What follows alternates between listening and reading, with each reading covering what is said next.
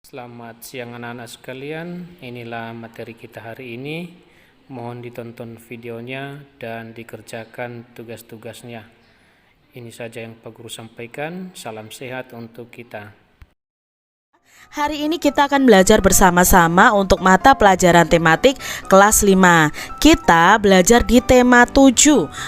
Peristiwa dalam kehidupan, subtema 3, peristiwa mengisi kemerdekaan, pembelajaran yang pertama. Mari adik-adik kita belajar dengan penuh semangat ya. Adik-adik, amatilah gambar-gambar berikut ini.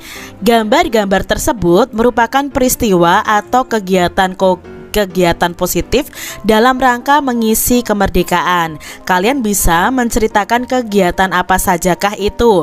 Nah, ini adalah gambarnya adik-adik ya. Ini gambar kegiatan yang positif untuk mengisi kemerdekaan kita. Misalnya di gambar yang pertama, kegiatan ini mencerdaskan kehidupan bangsa yang tercantum dalam pembukaan Undang-Undang Dasar 1945. Kegiatan berikut adalah kegiatan pembelajaran di dalam kelas. Ini untuk mengisi kemerdekaan juga. Lalu gambar yang kedua, ini pembangunan adik-adik. Berarti di sini kegiatan ini memajukan kesejahteraan umum yang juga tercantum dalam pembukaan UUD 1945. Kegiatan berupa pembangunan yang dilakukan oleh pemerintah atau swasta yang didukung oleh seluruh rakyat Indonesia. Lalu gambar yang ketiga, ini berprestasi ya, bulu tangkis ya adik-adik ya. Kegiatan olahraga yang mampu mengharumkan nama Indonesia di tingkat internasional merupakan salah satu kegiatan positif yang merupakan nilai dari cinta tanah air dan bangsa kita, dan sebagai perwujudan dari kegiatan mengisi kemerdekaan. Lalu gambar keempat ini tentang pertunjukan wayang kulit ya adik-adik ya. Nah, di sini pergelaran wayang kulit merupakan salah satu kegiatan positif dalam mengisi kemerdekaan Indonesia dengan cara menjaga dan melestarikan serta membudayakan kesenian-kesenian asli Indonesia. Adik-adik, banyak peristiwa yang terjadi di dalam kehidupan kita. Ada peristiwa yang dianggap penting dan patut dirayakan bersama orang lain. Untuk itu diperlukan sebuah surat undangan untuk merayakannya bersama orang lain. Tentunya adik-adik, kalau peristiwa yang dianggap penting, contohnya adalah peristiwa hari ulang tahun. Nah, mungkin kalian bisa merayakan hari ulang tahun dengan memberikan undangan kepada teman-teman kalian untuk bisa datang ke ulang tahun kalian. Nah, di sini kita akan lebih lanjut belajar mengenai surat undangan. Hari menjelang sore, Ayah Beni mengajak Beni pulang dari kebun cengkeh Pak Rudi. Ayah Beni akan menghadiri undangan pertemuan warga. Pertemuan warga tersebut sangat penting karena akan membahas pembangunan jalan dusun. Beni, ayo kita pamit pulang ke Pak Rudi. Kenapa kita harus buru-buru pulang ya? Beni masih betah di sini. Ayah ada undangan ke pertemuan warga. Ini surat undangannya. Baik ayah, nanti ayah harus jelaskan tentang surat undangan ya. Nah, adik-adik, di sini ada surat undangan ya dari pemerintahan atau dari kepala dusun Mentari ya. Kepada siapa? Kepada Bapak Hermawan. Adik-adik, kita akan belajar lebih lanjut tentang surat undangan. Surat undangan merupakan surat yang berisi pemberitahuan dan permintaan kesediaan seseorang untuk menghadiri sebuah acara atau kegiatan. Kalimat yang digunakan dalam undangan itu haruslah efektif adik-adik, singkat, padat, dan jelas. Tujuannya agar orang yang membacanya dapat segera mengerti isinya. Surat undangan itu dibagi menjadi 3 ya. Yang pertama ada undangan resmi. Nah, undangan ini mengatasnamakan sebuah instansi atau organisasi dan kedinasan. Nah, biasanya dipergunakan untuk kepentingan kedinasan. Contohnya ya, kalau yang ini adalah surat undangan resmi. Biasanya ciri-cirinya itu ada kop suratnya adik-adik. Nah, kop surat itu biasanya dari instansi atau organisasi kedinasan. Lalu yang kedua ada undangan setengah resmi. Nah, undangan setengah resmi ini undangan yang mengatasnamakan perorangan yang ditujukan ke perorangan maupun ke instansi atau organisasi. Yang ketiga ada undangan tidak resmi. Nah, undangan yang tidak resmi ini undangan yang mengatasnamakan perorangan yang ditujukan kepada perorangan untuk kepentingan perorangannya tersebut, seperti undangan ulang tahun, lalu undangan perayaan kelahiran, undangan pernikahan, itu undangan yang tidak resmi. Di sini adik-adik, kamu telah mengetahui jenis-jenis surat tadi ya. Surat undangan ada 3. Setiap jenis surat undangan itu memuat bagian-bagian surat. Secara umum inilah gambaran bagian-bagian yang ada dalam suatu surat. Nah, ini bagian ya. Biasanya kalau surat resmi, tadi Kak Cira bilang ada kepala suratnya, ada kop suratnya. Kalau tidak resmi itu biasanya tidak ada kop suratnya ya. Lalu di sini ada nama dan alamat tujuan, nama orang yang diundang ya, biasanya seperti itu, dan alamatnya. Lalu di sini ada dengan hormat, itu pembukaan surat. Lalu di bawahnya pembukaan surat itu tentunya ada isi suratnya. Isi suratnya ini adalah, dengan ini kami mengharapkan kehadiran Bapak, Ibu, Saudara, Saudari pada hari, tanggal, waktu, tempat, keperluan. Lalu setelah isi pembukaan adalah penutup surat. Nah, penutup suratnya yang ini, demikian undangan ini kami sampaikan, sekian dan terima kasih. Setelah itu ada tempat dan tanggal surat, lalu pembuat suratnya siapa dan tanda tangannya. Ini adalah bagian-bagian dari surat. Nah, nanti yang membedakan adalah di kop suratnya ini ya, dengan surat resmi dan surat yang tidak resmi. Pernahkah kamu melihat surat undangan yang diterima ayah atau ibumu? Dapatkah kamu menentukan bagian-bagian di dalamnya, adik-adik? Nah, perhatikan beberapa contoh surat undangan berikut, lalu lakukan petunjuknya. Di sini tandai dengan warna merah untuk contoh undangan resmi, dan tandai dengan warna kuning untuk contoh undangan setengah resmi, dan tandai dengan warna biru untuk contoh tidak undangan resmi, yang bukan undangan resmi yang mana. Nah, yang ini adik-adik, apakah ini undangan resmi atau undangan tidak resmi? Ini adalah undangan resmi. Mengapa disebut undangan resmi? Karena di sini ada kop suratnya, ada organisasi yang membuat surat ini. Dan biasanya kalau surat resmi itu disertai juga dengan nomor, lampiran, dan hal. Ya, biasanya ada seperti ini. Ini untuk surat undangan yang resmi. Berikutnya adik-adik, yang perlu kalian ketahui adalah surat ini nih adik-adik. Menurut adik-adik ini surat apa ya? Surat resmi atau setengah resmi atau tidak resmi? Ya, ini adalah undangan setengah resmi. Ya, di sini dari perorangan ke perorangan juga, tapi di sini setengah resmi. Jadi kita lihat surat undangan yang berikutnya. Ini ada surat undangan ulang tahun. Ini adalah surat undangan yang tidak resmi ya, karena dibuat dari perorangan ke perorangan untuk kepentingan perorangannya tersebut. Jadi ini Rahmadinia mengundang teman-temannya untuk datang ke acara ulang tahunnya. Berarti kan untuk kepentingan Rahmadinia sendiri. Buatlah persamaan dan perbedaan antara undangan resmi, setengah resmi, dan tidak resmi dengan menggunakan tabel berikut. Nah, di sini sudah ada tabel ya. Persamaannya apa? Undangan resmi, setengah resmi, dan undangan tidak resmi. Persamaannya, isinya itu pemberitahuan dan permintaan kesediaan seseorang untuk menghadiri suatu acara atau kegiatan. Kalimat yang digunakan dalam undangan harus efektif, itu persamaannya.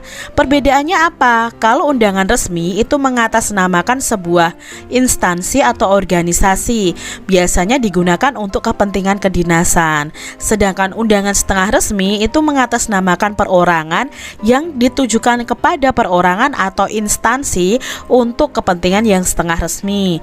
Dan undangan tidak resmi itu mengatasnamakan seseorang yang ditujukan kepada perorangan untuk kepentingan perorangan.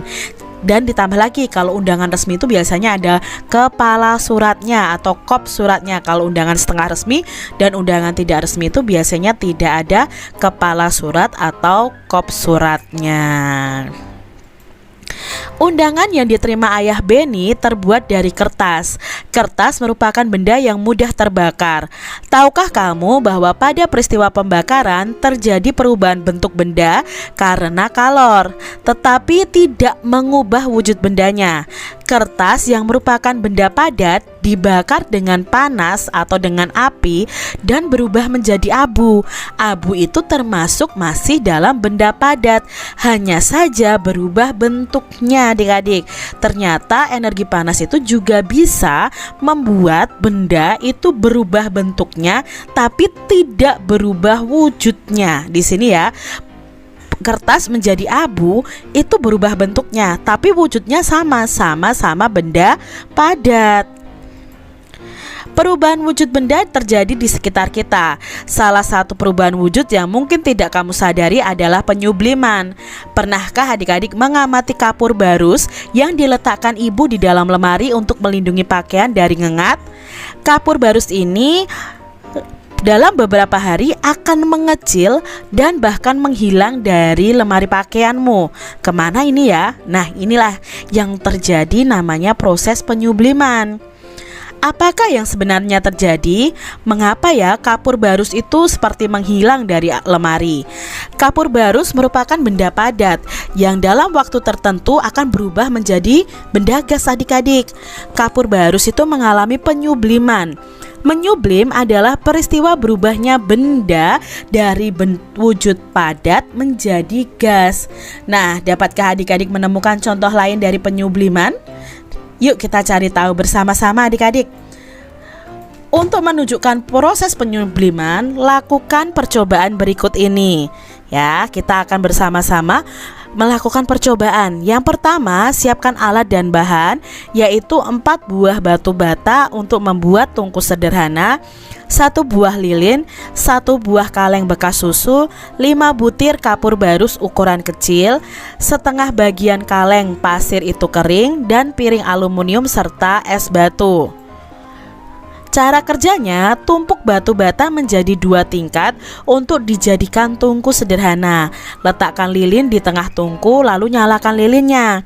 Isi kaleng bekas susu dengan pasir, lalu kalian masukkan kapur barusnya. Letakkan kaleng bekas itu di atas tungku. Letakkan juga piring aluminium di atas kaleng susu.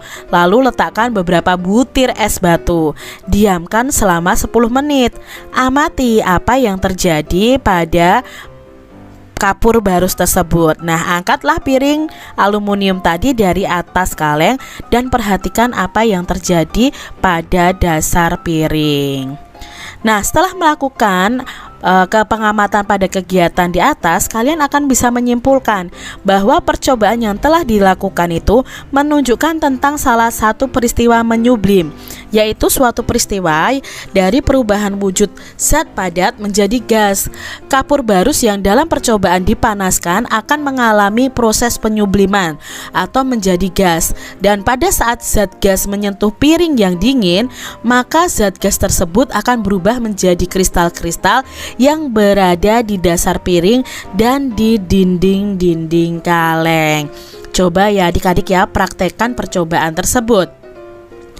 Perubahan wujud benda terjadi di sekitar kita tanpa kita sadari. Perubahan wujud benda merupakan satu perubahan alami karena fenomena alam yang terjadi di sekeliling kita adik-adik. Dalam kehidupan bermasyarakat, perubahan juga terjadi. Perubahan itu dapat berupa perubahan fisik maupun perubahan perilaku masyarakat. Nah, perubahan secara fisik merupakan perubahan yang dapat dengan mudah dilihat. Misalnya, perubahan kenampakan suatu wilayah karena pembangunan gedung-gedung prasarana dan juga jalan-jalan. Usaha dan kegiatan pembangunan di negara kita ini sudah dilakukan sejak negara merdeka oleh pemerintah hingga sekarang. Nah, pembangunan nasional Indonesia merupakan pembangunan manusia Indonesia secara seutuhnya.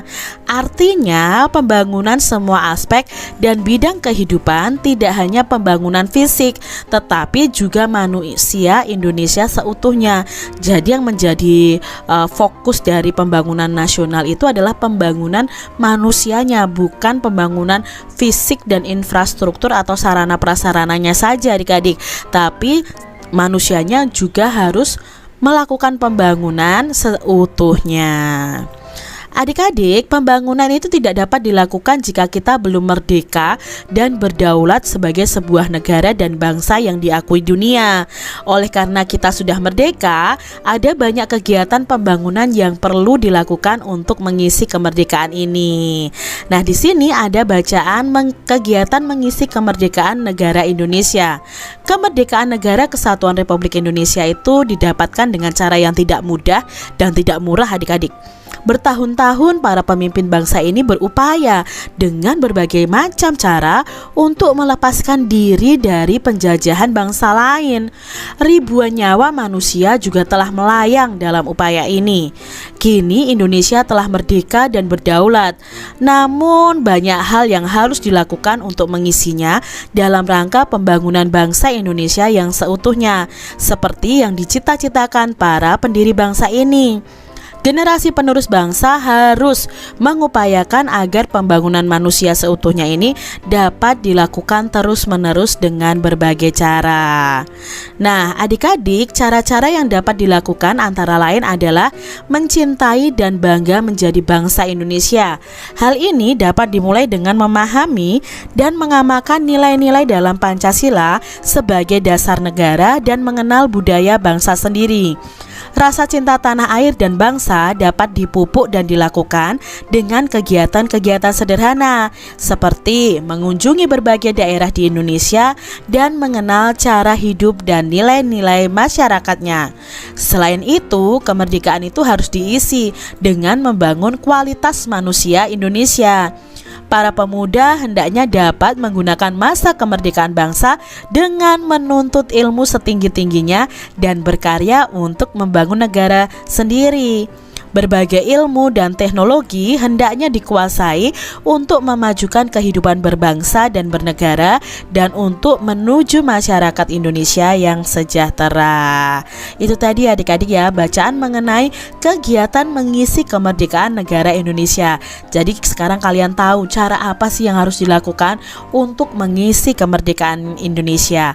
Nah, tadi ya disebutkan salah satu caranya adalah mencintai dan bangga menjadi bangsa Indonesia, mengamalkan nilai-nilai Pancasila, mau mengenal budaya dari daerah lain. Itu adalah contoh-contoh cara mengisi kemerdekaan negara Indonesia. Adik-adik, dalam bacaan tadi tentunya ada kata baku dan tidak baku. Nah, di sini Kak Citra menemukan beberapa kosakata baku dan kosakata yang tidak baku. Di sini ada kata merdeka. Merdeka itu kosakata baku. Artinya itu bebas dari perhambaan, penjajahan dan sebagainya, atau bisa juga diartikan berdiri sendiri. Lalu ada kata generasi. Nah, generasi ini adalah masa orang-orang satu angkatan hidup. Lalu ada kualitas. Nah, penulisan kata kualitas itu yang benar adalah seperti ini adik-adik, tidak pakai W.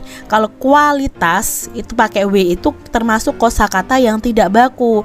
Kosakata bakunya adalah kualitas ya, seperti ini, kualitas, kualitas. Nah, kualitas itu artinya adalah derajat atau taraf atau mutu, kepandaian, kecakapan dan lain sebagainya. Berikutnya ada kosakata baku teknologi, bukan teknologi. Tidak pakai H adik-adik ya, penulisan yang betul kosakata bakunya adalah teknologi. Artinya apa? Metode ilmiah untuk mencapai tujuan praktis. Ilmu pengetahuan terapan itu teknologi. Lalu ada sejahtera, bukan sejahtera ya.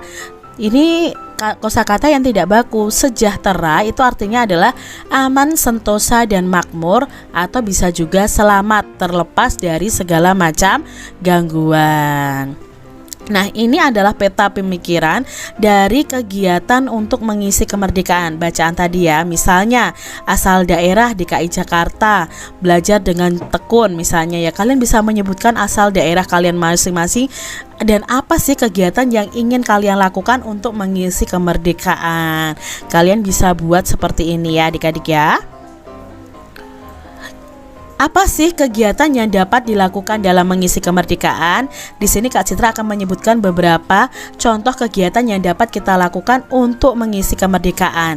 Yang pertama adalah mencintai dan bangga menjadi bangsa Indonesia, mengamalkan nilai-nilai dalam Pancasila, mengunjungi dan mengenal cara hidup dan nilai-nilai masyarakat di berbagai daerah, belajar dengan sungguh-sungguh, itu termasuk dalam kegiatan untuk mengisi kemerdekaan, turut menyukseskan program pemerintah, menjaga atau memelihara fasilitas umum, berprestasi dalam bidang-bidang positif, terlibat aktif dalam kegiatan sosial atau kemasyarakatan, saling menghormati dan menghargai antar sesama, lalu mengembangkan potensi diri.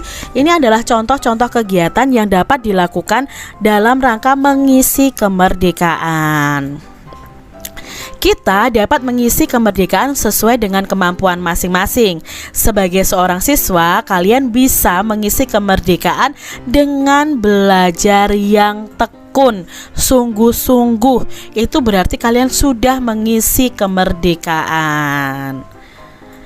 Amati gambar-gambar berikut yang menunjukkan kegiatan pembangunan.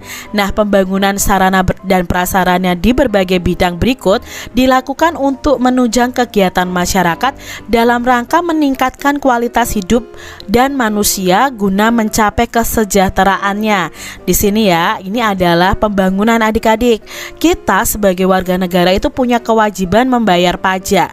Nah, pajak itu gunanya untuk membangun sarana prasarana, misalnya membangun jalan, jembatan, pembangunan pasar, sekolah, pembangunan tempat ibadah. Itu diambil dari pajak yang merupakan kewajiban rakyat untuk membayarnya kepada pemerintah. Jadi apa yang kita berikan dari pajak itu akan kembali lagi ke kita berupa sarana prasarana yang bisa kita gunakan dalam kehidupan sehari-hari. Faktor pendukung pembangun Indonesia. Nah, di sini ada faktor-faktor pendukung dalam pembangunan Indonesia. Yang pertama adalah SDA atau sumber daya alamnya. Indonesia ini mempunyai SDA yang besar sekali di luar Jawa, termasuk minyak mentah, gas alam, timah, dan tembaga serta emas adik-adik. Jadi sumber daya alam di Indonesia itu sangat luar biasa melimpah.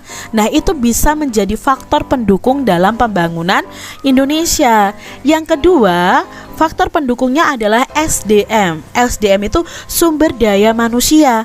Indonesia itu memiliki penduduk yang besar, memiliki penduduk yang banyak ya. Penduduk yang besar pada satu sisi dapat mendorong pembangunan karena perkembangan itu memungkinkan pertambahan tenaga kerja dari masa ke masa.